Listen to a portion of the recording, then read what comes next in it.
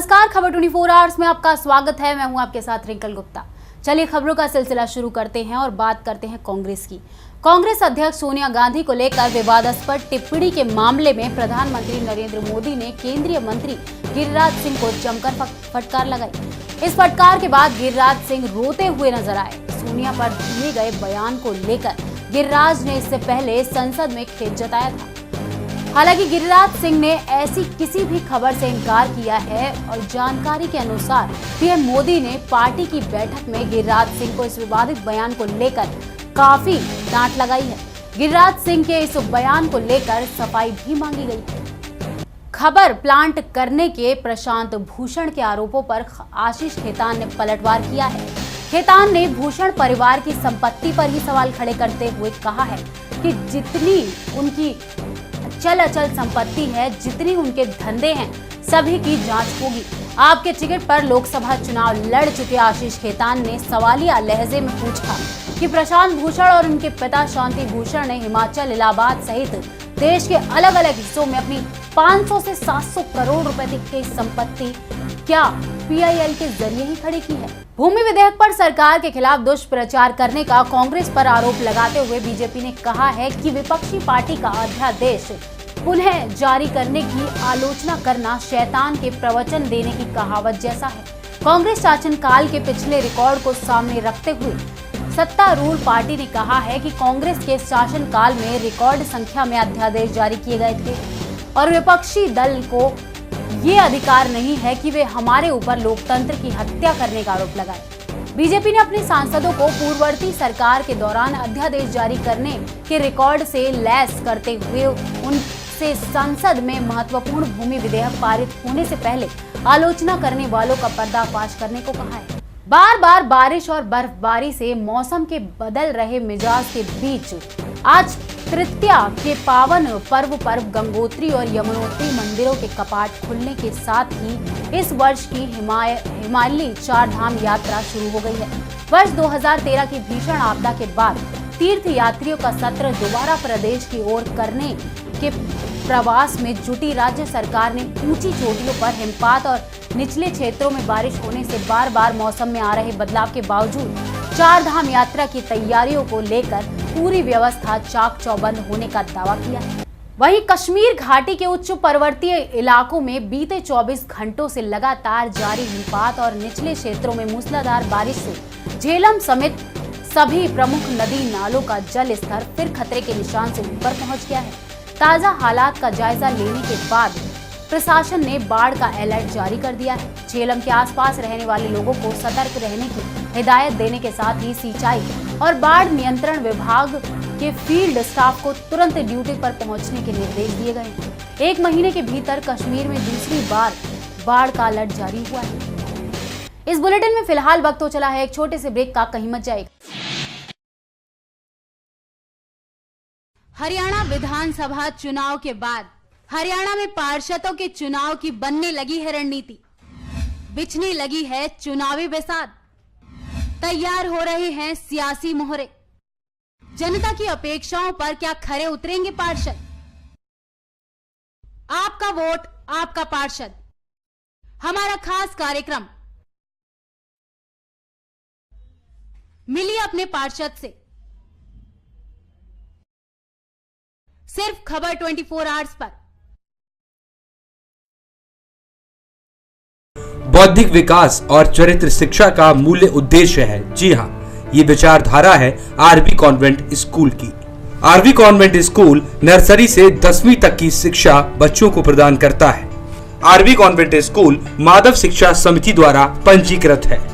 सुविधाएं: प्रदूषण रहित वातावरण, बड़े क्षेत्र में विस्तृत स्कूल, शिक्षण की आधुनिक विधि, अनुभवी शिक्षकों का स्टाफ, व्यक्तिगत विकास की क्लास, छात्रों के संपूर्ण विकास का ध्यान, कमजोर छात्रों के लिए अतिरिक्त क्लास की सुविधा, सभी आधुनिक सुविधाओं से पूर्ण क्लासरूम, शुद्ध वातावरण में खेलने का मैदान, बिजली पानी और जनरेटर की उचित व्यवस्था व योगा क्लास, विभिन्न क्रियाकलापों की सुविधा। स्कूल प्रशासन ने लगातार अपनी मेहनत के जरिए तमाम बच्चों को उनके सपनों को साकार करने के लिए एक सुनहरा भविष्य दिया और साथ ही साथ स्कूल का नाम भी रोशन किया।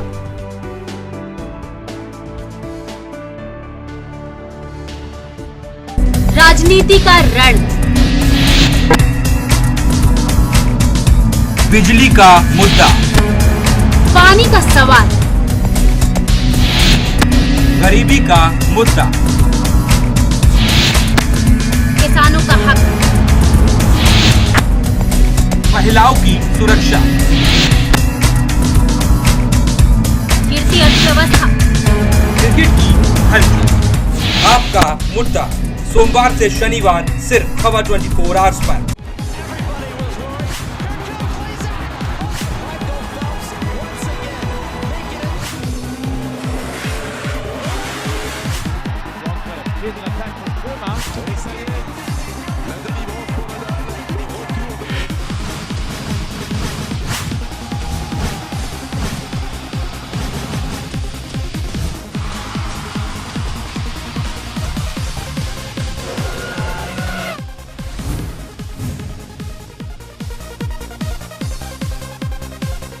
Schooling, teaching, training, preparation, guidance, improvement, education hours, सिर्फ खबर 24 hours per. SRS palm home Palwal में 2 BHK residential apartment main Mathura road से 500 मीटर दूर, दिल्ली बॉर्डर से 35 मिनट दूर, रेलवे स्टेशन से 2 किलोमीटर दूर, बस स्टॉप से 2 किलोमीटर दूर। अभी बुक करें, संपर्क करें 0129 4323 000 या फिर 4323 001। पता SRS tower 3rd floor near metro station Mewla, Maharajpur, GT road, Faridabad. Break के बाद आप सभी का फिर से स्वागत है। चलिए करते हैं रुख कुछ और खबरों का। पलवल की अनाज मंडी में गेहूं की खरीद शुरू हो चुकी है। अनाज मंडी में खरीद एजेंसियों द्वारा अब तक 72,000 क्विंटल गेहूं की खरीद की जा चुकी है। पलवल मंडी सुपरवाइजर नरबीर सिंह ने बताया कि गेहूं का समर्थन मूल्य 1,450 रुपए प्रति क्विंटल के हिसाब से खरीद की जा रही है। पलवल अनाज मंडी सुपरवाइजर नरबीर सिंह ने बताया कि पलवल ब्लॉक में पलवल, चांदहट, धतीर में गेहूं की खरीद की जा रही है। पलवल अनाज मंडी में 16,955 क्विंटल गेहूं की खरीद हरियाणा वेयर हाउस कॉर्पोरेशन तथा धतीर अनाज मंडी में फूड एवं सप्लाई द्वारा 9,155 क्विंटल गेहूं की खरीद की गई है। वहीं चांदहट अनाज मंडी में हरियाणा एग्रो इंडस्ट्रीज कॉर्पोरेशन द्वारा 9,855 क्विंटल गेहूं की खरीद की गई है। कुल मिलाकर 72,320 क्विंटल गेहूं की खरीद अभी तक की जा चुकी है। उन्होंने बताया कि पलवल अनाज मंडी में गत वर्ष 5,13,000 क्विंटल गेहूं की खरीद की गई थी। उन्होंने बताया कि बारिश, ओलावृष्टि व मौसम की मार से गेहूं की फसल में नुकसान हुआ है। ऐसे में अनाज मंडी में कितना गेहूं आएगा इस बारे में कुछ कहा नहीं जा सकता। उन्होंने बताया कि मार्केट कमेटी पलवल द्वारा किसानों की सुविधा के लिए मंडी में जगह जगह बाड़ लगाए हुए हैं। वहीं किसानों से अपील की गई है कि मंडी में अनाज लाने से पूर्व गेहूं को अच्छी तरह सुखाकर एवं साफ करके लाएं ताकि उनको उपज बेचने में कोई कठिनाई का सामना न करना पड़े व उन्हें उपज का उचित मूल्य भी मिल सके। गेहूं मंडी में सही समय पर लेकर आएं ताकि फसल बेचने व तुलवाने में कोई परेशानी न हो। पलवल अनाज मंडी में गेहूं की खरीद शुरू हो चुकी है। चांदहट धतीर जो परचेज सेंटर हमारे वहाँ भी गेहूं की खरीद शुरू हो चुकी है और हमने किसानों को कहा हुआ है कि वो गेहूँ सफा कर लाएं और आड़तियों को भी इंस्ट्रक्शन दी हुई है कि वो गेहूँ की ढेरियों को साफ सुथरा रखें और परचेज एजेंसियों से हम डेली कांटेक्ट में रहते हैं तो साथ साथ गेहूँ की दवाई करते हैं। अब तक 72,320 क्विंटल खरीद हो चुकी है, जिसमें चांदहट धतीर शामिल है। इसके साथ 5,13,000 क्विंटल खरीद गेहूँ आया था और इस बार भी हम उम्मीद करते हैं कि 5 लाख से ऊपर ही होना चाहिए। बाकी इस बार लॉस भी हुआ है तो उस वजह से हो सकता है थोड़ा कम हो जाए।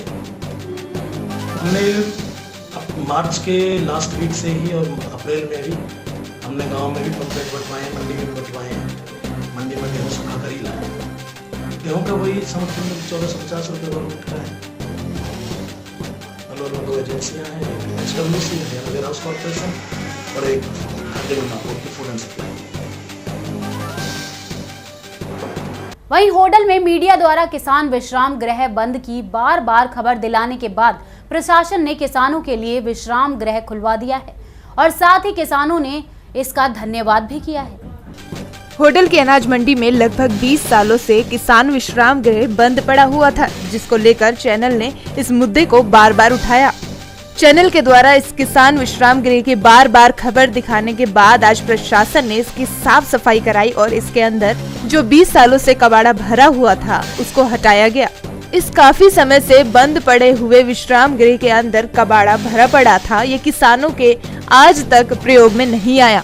इसके अंदर बने शौचालयों की साफ सफाई भी कराई गई। जब इस बारे में किसानों से बात की गई तो उन्होंने कहा कि ये बहुत अच्छा काम हुआ है और इस बात के लिए किसानों ने मीडिया का धन्यवाद किया है और कहा कि ये बहुत अच्छा काम हुआ क्योंकि मंडी में कोई भी सुविधा नहीं थी और ये सालों से बंद पड़ा हुआ था, लेकिन आज जब इसको देखा तो बहुत अच्छा लगा। जब इस बारे में उप मंडल अधिकारी विवेक चौधरी से बात की गई तो उन्होंने भी माना कि काफी समय से बंद पड़ा हुआ था, लेकिन आज इसकी सफाई करा दी गई। इसके अंदर बने शौचालय को भी साफ करा दिया गया। उन्होंने कहा कि अंदर किसानों के लिए बेड भी मंगाए जा रहे हैं और पानी का इंतजाम भी किया जा रहा है।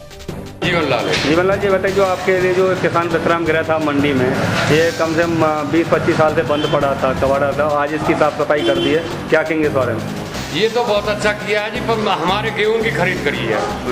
हमने ये जो चीज़ है ये काफ़ी टाइम से मेरे नोटिस में थी, तो सेक्रेटरी साहब से और इनसे सबसे जो है ये करवा के हमने थोड़ा कोशिश करी है कि भाई, क्योंकि अब जो है सीज़न तो एक्चुअली में अब पीक पकड़ेगा। जैसे जैसे परचेज शुरू होगी तो हमें उम्मीद है कि और हमारे किसान भाई जो हैं अपना अनाज लेके आएंगे, तो इस चीज़ की ज़रूरत जो है अब बहुत ज़्यादा पड़ेगी। तो आने वाले समय में हम ये भी कोशिश करेंगे कि इसमें बाकी सुविधाएं भी मुहैया कराएं, बेड, चारपाई और उस तरीके की। सर, मंडी में पानी की समस्या बनी है, पानी के ऊपर भी हम लोग जो हैं कार्रवाई कर रहे हैं। जल्दी यहाँ पर 1-2 हम कूलर और लगवाएंगे और जो कूलर हैं उनकी साफ सफाई अगले 1-2 दिनों में करवा देंगे। वहीं 20 सूत्रीय मांगों को लेकर बीएसएनएल के समस्त कर्मचारियों ने 2 दिनों की हड़ताल कर दी है और केंद्र सरकार के खिलाफ जमकर नारेबाजी की। उन्होंने कहा कि कई बार केंद्र सरकार को चेतने के बावजूद भी हमारी मांगों पर गौर नहीं किया जाता, जिसके चलते उन्हें हड़ताल पर बैठने के लिए मजबूर होना पड़ता है। कर्मचारियों की हड़ताल पर जाने से दूरसंचार की तमाम सुविधाएं बंद हैं, जिससे आम जनता को काफी परेशानियों का सामना करना पड़ रहा है। पूरी हो हमारी मांगे, पूरी हो संयुक्त मोर्चा जिंदाबाद, संयुक्त मोर्चा जिंदाबाद। असम के कार्बी आंगलांग में एक पर एक जानवरों की हत्या से जिले भर में असमंजस की स्थिति पैदा हो गई है। अभी कुछ ही दिन पहले कार्बी आंगलांग जिले के घाट के गांव पर एक हाथी की गोली चलने से मौत हो गई थी। फिर दोबारा से एक हाथी जख्मी हालत में मिला है, जिसकी फिर से मौत हो गई। देखिए रिपोर्ट। को क्या कहना, अभी हाथी जो फिलहाल मर गई है तो इसके बारे में क्या कहेंगे आप सर? মই আধা ঘণ্টাৰ সময়ত মই খবৰটো পাইছিলোঁ যে হাতী ইয়াত বেমাৰো বিলপ কৰি আছিল, চলি আছিলে বুলি কৈছিলে। কিন্তু মই যেতিয়া খবৰ পোৱাৰ লগে লগে মই স্পটত আহি পাইছোঁ। স্পটত আহি পোৱা দেখিলোঁ যে হাতীটো মৰি থাকিলে। এতিয়া মই এইটো সংক্ৰান্তত মই কি ক'ম, এতিয়াতো ডক্টৰহে ক'ব পাৰিব কি কাৰণে মৰিলে, কি কাৰণে হাতীটো ইয়াত আহি পেলাই পৰিলে। এই কথাটো ডক্টৰ ডিটেইল ক'ব। গতিকে সেই ডক্টৰে যিটো মোক মানে পষ্টমৰ্টেম কৰা হ'ব, যিটো ৰিপৰ্ট দিব, সেইমতে মই।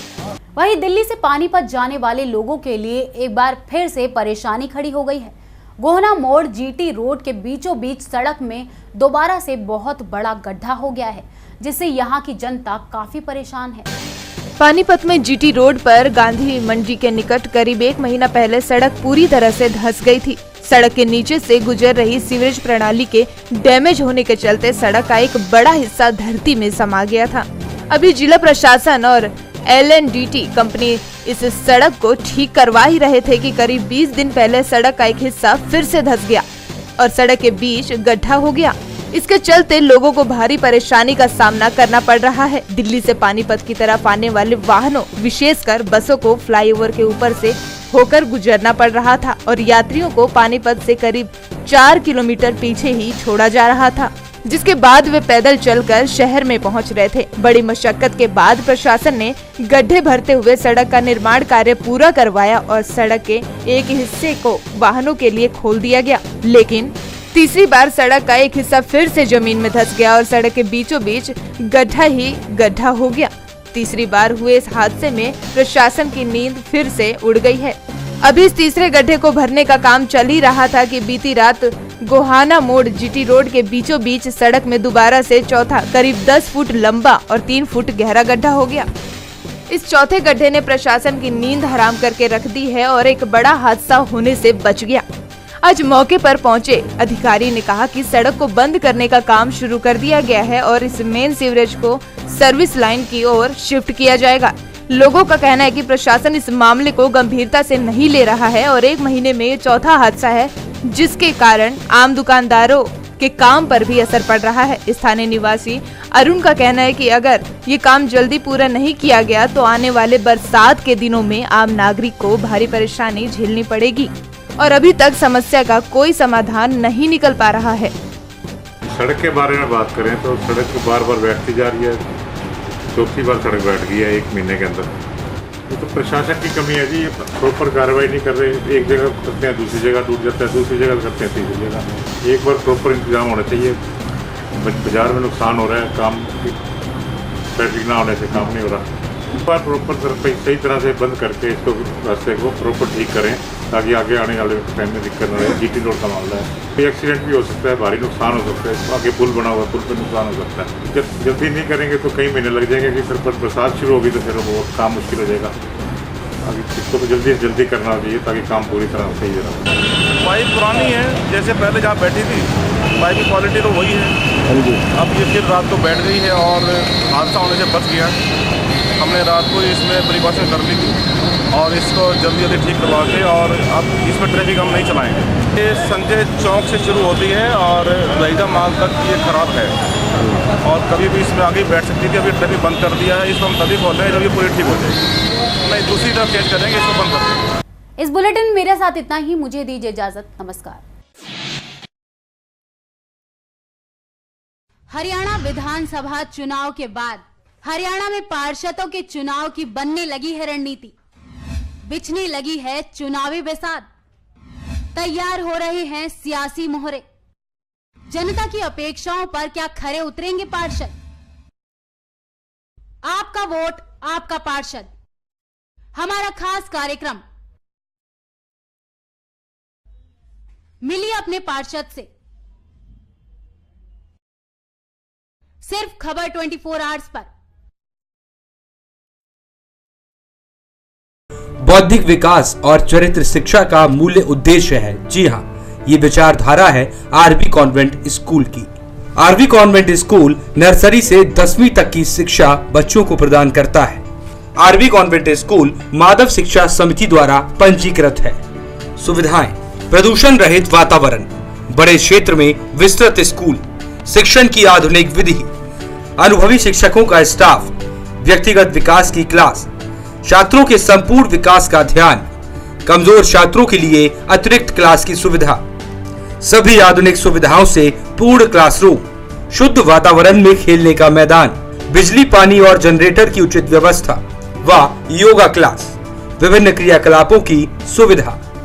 स्कूल प्रशासन ने लगातार अपनी मेहनत के जरिए तमाम बच्चों को उनके सपनों को साकार करने के लिए एक सुनहरा भविष्य दिया और साथ ही साथ स्कूल का नाम भी रोशन किया।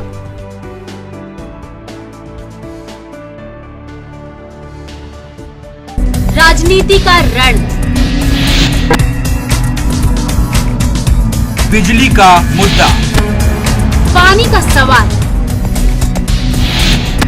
गरीबी का मुद्दा, किसानों का हक, महिलाओं की सुरक्षा, गिरती अर्थव्यवस्था, क्रिकेट की हल्की। आपका मुद्दा सोमवार से शनिवार सिर्फ खबर 24 आवर्स पर।